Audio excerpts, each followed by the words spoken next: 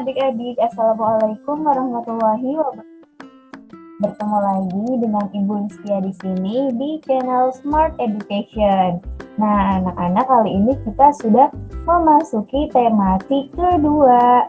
Dan untuk pembelajaran tematik ke-1, tetap diingat ya, jangan sampai ada yang lupa. Nah, tematik 2 ini judulnya selalu berhemat energi. Tema 1, sumber energi pembelajaran ke-1. Oke, anak-anak, kita langsung saja ke materi pembelajaran kali ini.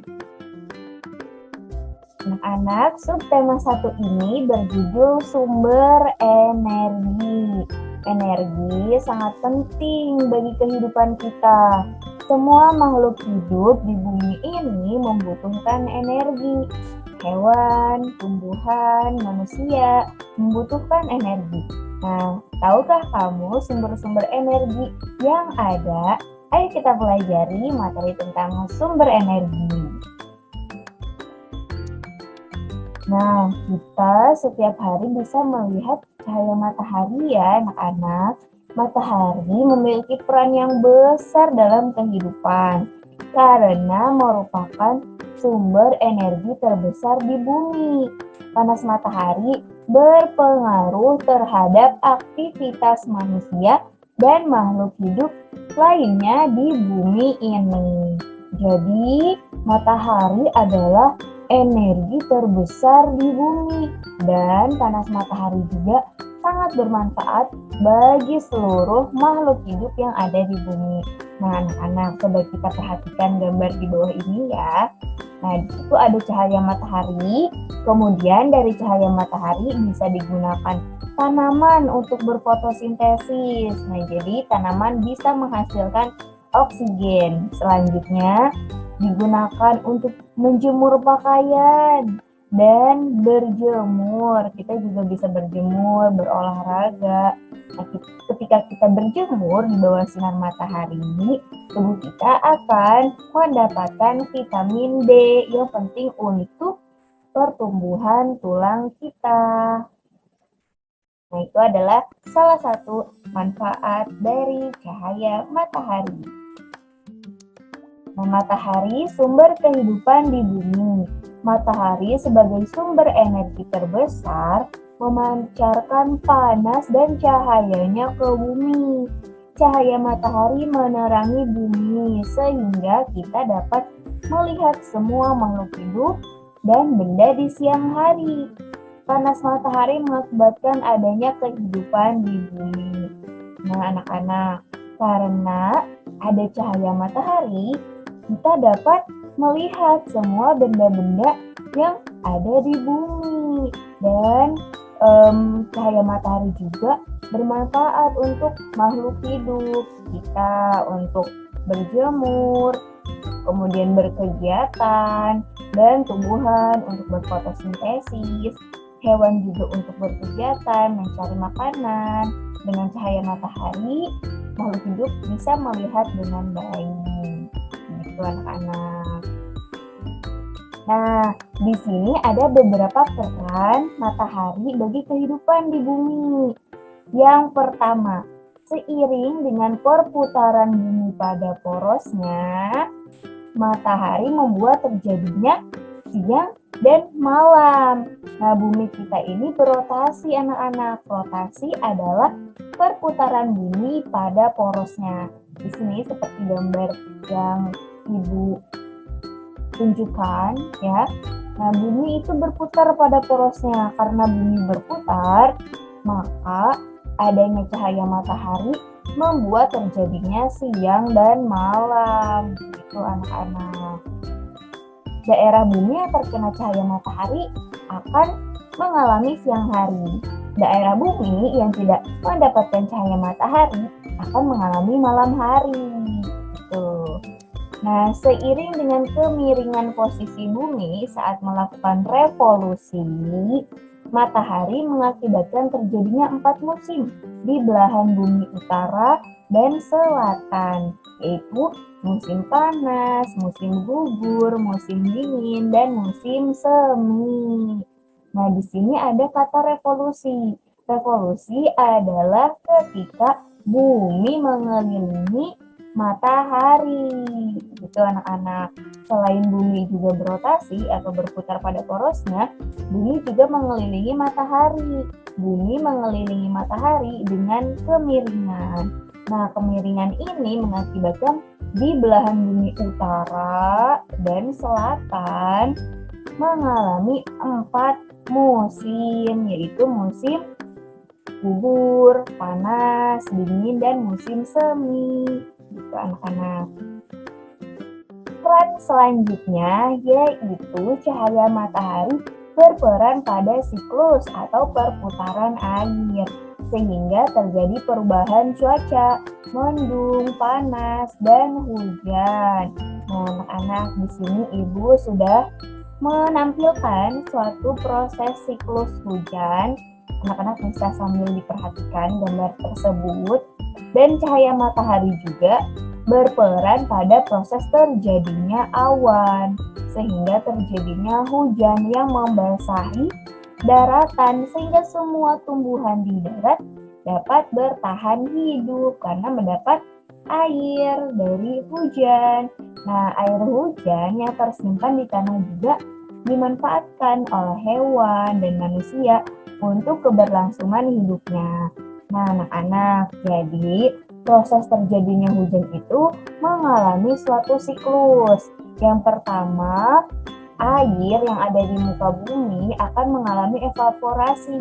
Evaporasi itu adalah penguapan karena sinar cahaya matahari. Kemudian dari hasil penguapan akan terbentuk awan. Nah, awan-awan ini prosesnya disebut kondensasi. Dalam proses kondensasi, awan tersebut nantinya akan mengalami kejenuhan sehingga terjadilah mendung. Setelah mendung, hujan. Nah, proses hujan ini disebut dengan presipitasi. Pada saat hujan, air hujan akan membasahi daratan dan semua tumbuhan dapat bertahan hidup karena mendapatkan air dari air hujan. Kemudian, air hujan yang terserap dan tersimpan di tanah akan dimanfaatkan oleh hewan dan manusia untuk minum, untuk mandi, untuk mencuci, dan kegiatan lainnya. Itu anak-anak. Nah, di sini ada peran selanjutnya dari cahaya matahari, yaitu berperan juga pada proses fotosintesis. Nah, proses fotosintesis ini adalah proses pemasakan makanan oleh tumbuhan. Jadi, tumbuhan itu membuat makanannya sendiri loh di dalam tubuhnya. Nah, proses fotosintesis ini membantu tumbuhan maupun tumbuhan di darat ataupun di laut untuk hidup. Jadi, tanaman di darat dan tanaman di laut bisa hidup karena melakukan fotosintesis. Fotosintesis ini didapatkan dari cahaya matahari. Nah, tanaman tersebut hidup, berkembang, membuat cadangan makanan untuk dikonsumsi hewan dan manusia. Panas matahari mengakibatkan perbedaan suhu udara yang memicu terjadinya angin. Tiupan angin kemudian dimanfaatkan sebagai sumber energi juga, anak-anak. Dan peran selanjutnya, cahaya matahari atau panas matahari mengakibatkan air laut menguap. Ya, yang tadi proses siklus air menguap namanya proses evaporasi. Nah, ketika cahaya matahari panas dan air laut menguap, akan dimanfaatkan oleh para petani garam untuk membuat garam. Gitu anak-anak. Jadi garam yang kita dapatkan saat ini berasal dari air laut yang menguap. Selanjutnya, cahaya dan panas matahari digunakan sebagai sumber energi pada panel surya yang mengubah energi cahaya matahari menjadi energi listrik. Jadi, cahaya matahari juga bisa loh jadi energi listrik dengan memasangkan panel surya. Nah, di situ Ibu sudah menampilkan gambar suatu panel surya yang disimpan di atap rumah sehingga mendapatkan cahaya matahari secara optimal ya. Selanjutnya, cahaya matahari di pagi hari juga membantu proses terjadinya vitamin D. Nah, vitamin D ini berguna bagi pertumbuhan tulang pada anak-anak. Begitu banyak peran matahari bagi kehidupan kita. Tanpa matahari, maka kita tidak akan terjadi adanya kehidupan di bumi. Nah, siapa yang suka berjemur di pagi hari? Berjemur di pagi hari itu manfaatnya banyak. Bisa membentuk vitamin D juga di tubuh kita.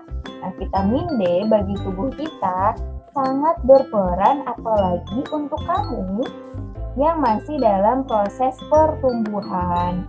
Nanti tulangnya akan menjadi kuat karena terdapat vitamin D. Nah, itu adalah beberapa peran yang dapat kita rasakan manfaatnya dari cahaya dan panas matahari. Banyak ya perannya, peran matahari bagi kehidupan kita. Jadi kalau tidak ada matahari, maka tidak ada kehidupan di bumi.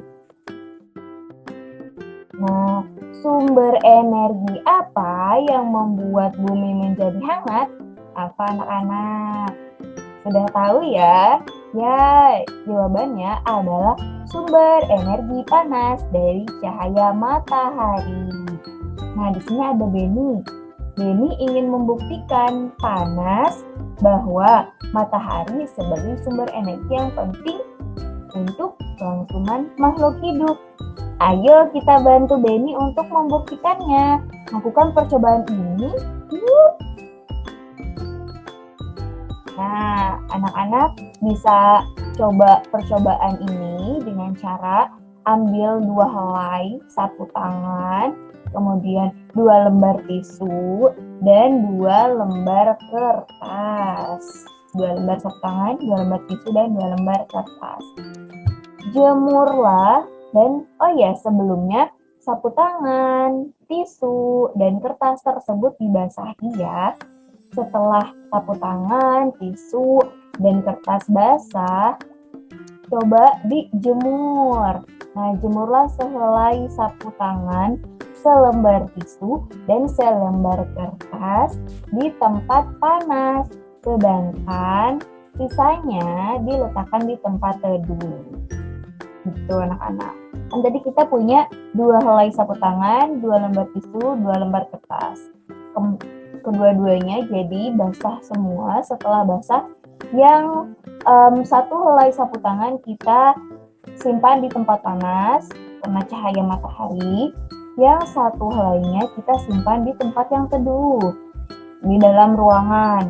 Nah, saat itu kita amati dan tuliskan perubahan yang terjadi pada benda-benda tersebut setelah 15 menit, 30 menit, dan 60 menit. Nah, di sini Ibu ada tabel pengamatannya, ada tisu, kertas, sapu tangan. Nah, di sini ada gambar cahaya matahari. Ini adalah tabel untuk menuliskan hasil percobaan kamu yang disimpan di cahaya matahari langsung. Nah, jadi kamu boleh buat 2 tabel seperti ini. Yang satu tabel untuk di cahaya matahari langsung, dan satu lagi untuk sapu tangan, tisu, dan kertas yang disimpan di dalam tempat teduh atau di dalam ruangan. Nah, pasti anak-anak akan mendapatkan hasil yang berbeda antara 2 helai sapu tangan yang disimpan di dalam ruangan dan disimpan di luar ruangan. Boleh ya anak-anak dicoba percobaan ini. Kamu bisa tahu hasilnya setelah melakukan percobaan tersebut. Oke, di sini Ibu punya bacaan. Nah, bacaan ini berjudul Kisah Ali si Biji Energi. Oke, akan Ibu bacakan ya. Silahkan disimak. Aku Ali si biji energi. Aku menanam biji-biji energi di sebuah ladang yang luas di peternakanku. Saat matahari bersinar, ada energi pada cahaya matahari. Cahaya matahari membantu biji-bijiku tumbuh menjadi tanaman-tanaman yang tinggi. Tanaman-tanamanku menyimpan energi itu di dalam akar, batang, daun, dan butiran biji yang baru. Dengan segera, aku akan tumbuh tinggi dengan daun-daun yang lebar dan biji-biji yang baru. Kamu bisa memasak dan memakan aku supaya kamu memiliki energi. Energi itu akan membantumu tumbuh, bergerak, berpikir. Aku juga memberi makan hewan-hewan ternak dengan beberapa bagian dari tubuhku, sehingga mereka tumbuh besar dan sehat. Nah, anak-anak, bacaan yang tadi adalah bacaan yang menceritakan tentang ali sebagai sumber energi. Nah, energi yang terdapat pada tanaman bisa disimpan di batang, daun, maupun biji-biji yang baru. Nah, yang ada di dalam biji tersebut, biji jagung bisa kita konsumsi. Dan bagian daun, bagian batang bisa dikonsumsi oleh hewan. Sehingga manusia dan hewan juga memiliki energi setelah memakannya. Energi panas matahari adalah salah satu sumber daya alam yang melimpah.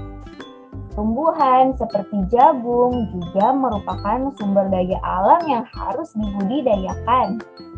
Sumber daya alam tersebut diberikan Tuhan untuk umat manusia. Nah, anak-anak, kita sepatutnya untuk mensyukuri segala nikmat yang telah diberikan oleh Tuhan. Contohnya, nikmat tersebut adalah cahaya matahari. Nah, dari cahaya matahari, tanaman-tanaman bisa tumbuh. Kita bisa memakan sayur-sayuran, buah-buahan. Maka kita harus mensyukurinya. Nah, sebagai sumber daya alam, jagung banyak dimanfaatkan oleh penduduk Indonesia. Salah satunya dengan mengolah dan menjualnya.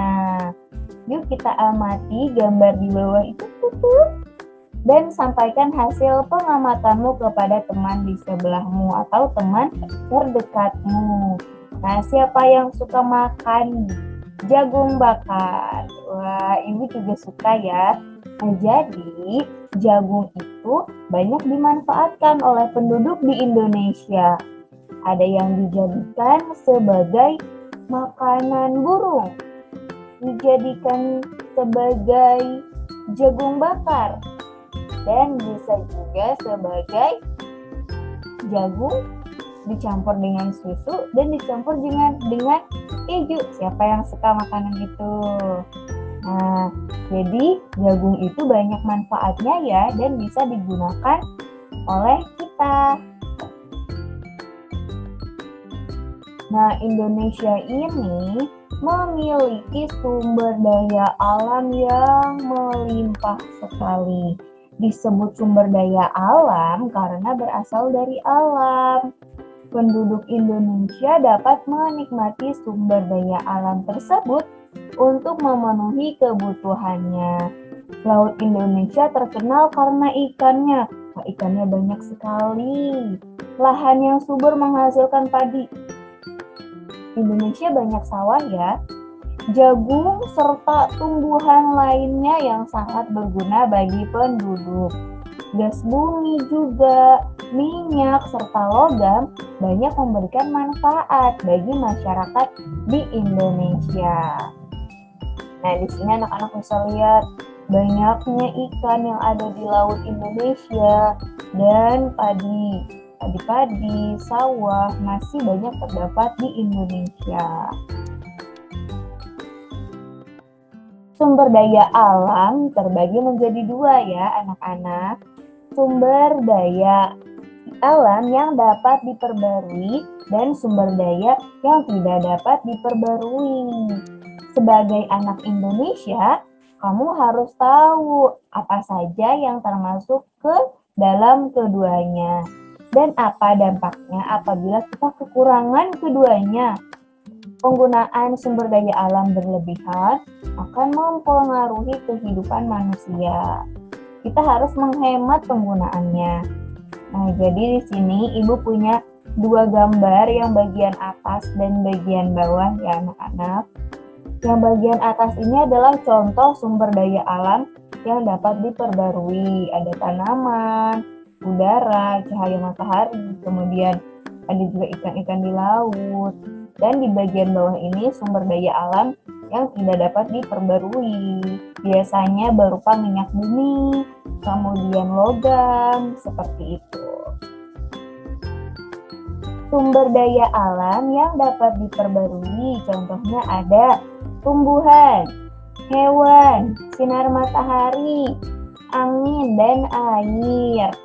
Sumber daya tersebut termasuk ke sumber daya alam yang dapat diperbarui karena terus tersedia dan dapat kita kelola untuk kita perbanyak jumlahnya. Nah, jadi kita bisa perbanyak jumlahnya ya, misalnya ikan. Nah, ikan tersebut nih di sini ada gambar sumber daya alam yang dapat diperbarui. Ada tanah, air, hewan, tumbuhan. Nah, hewan di sini contohnya ada ikan.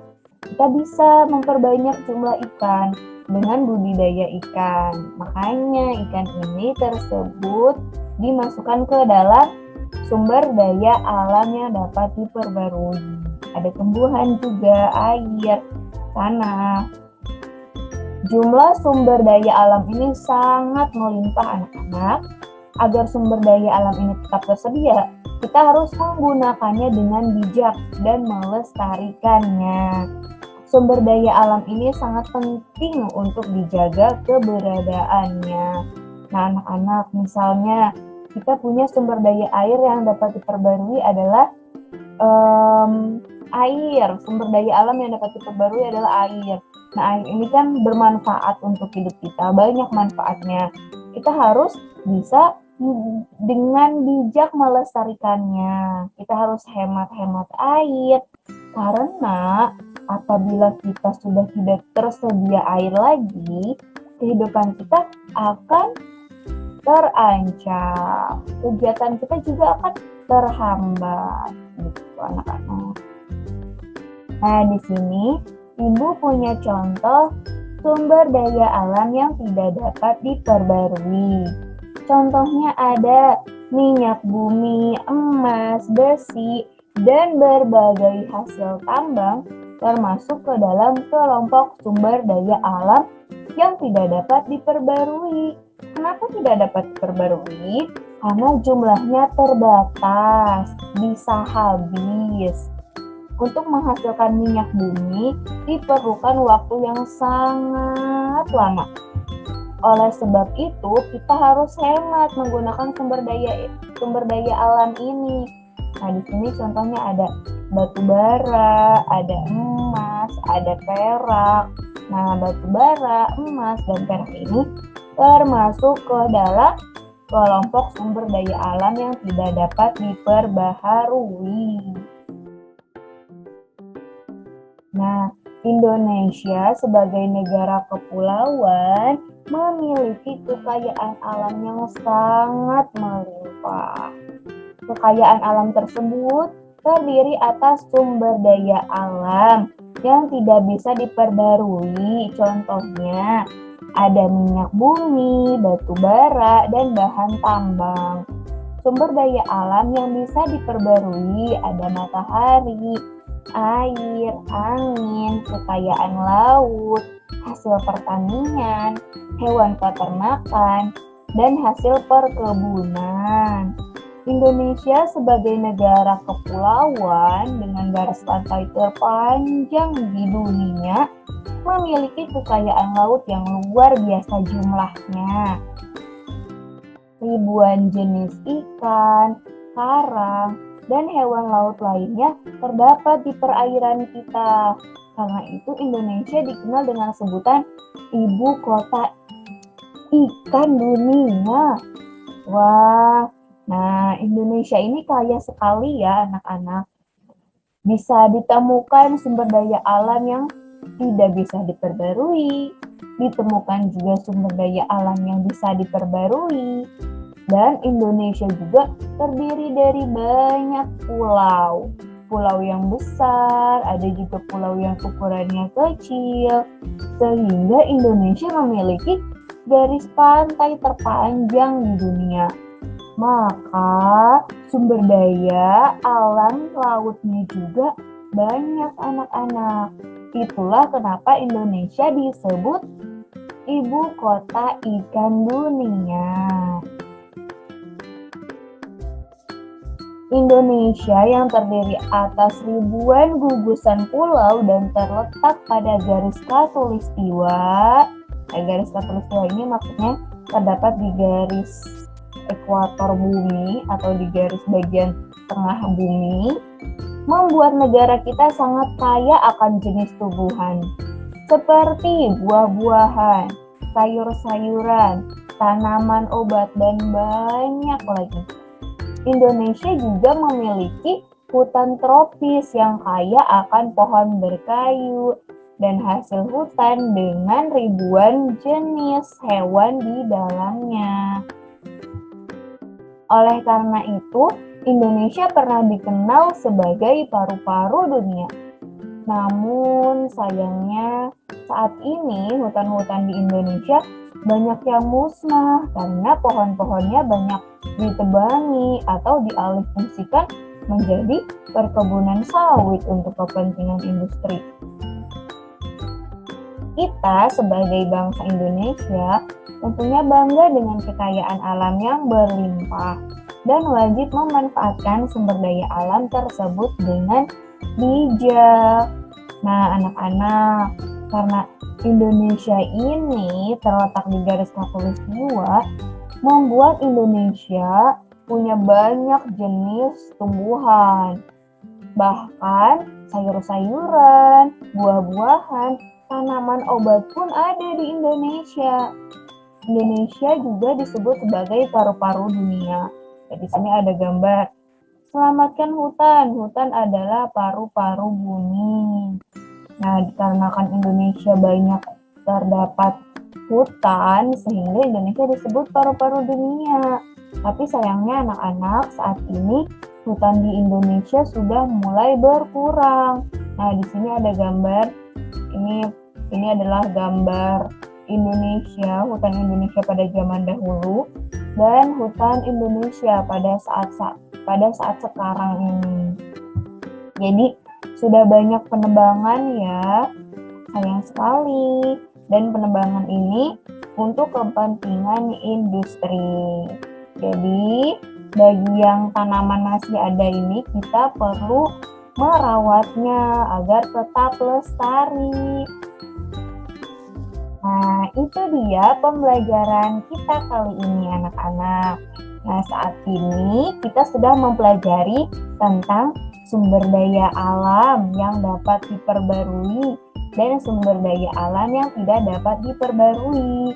Nah, anak-anak, karena Indonesia ini banyak sumber daya alamnya, tentunya kita harus bangga dan kita juga harus menjaga sumber daya alam tersebut dan menggunakannya secara bijak, tidak menggunakannya secara berlebihan. Itu dia anak-anak, terima kasih atas pertemuan kali ini dan pembelajaran kali ini. Jangan lupa untuk like video ini, komen, dan share video ini ke semua sosmed kamu. Dan jangan lupa untuk subscribe. Dadah anak-anak, sampai ketemu di pembelajaran selanjutnya dan belajar lagi di channel Smart Education. Dadah, Assalamualaikum warahmatullahi wabarakatuh.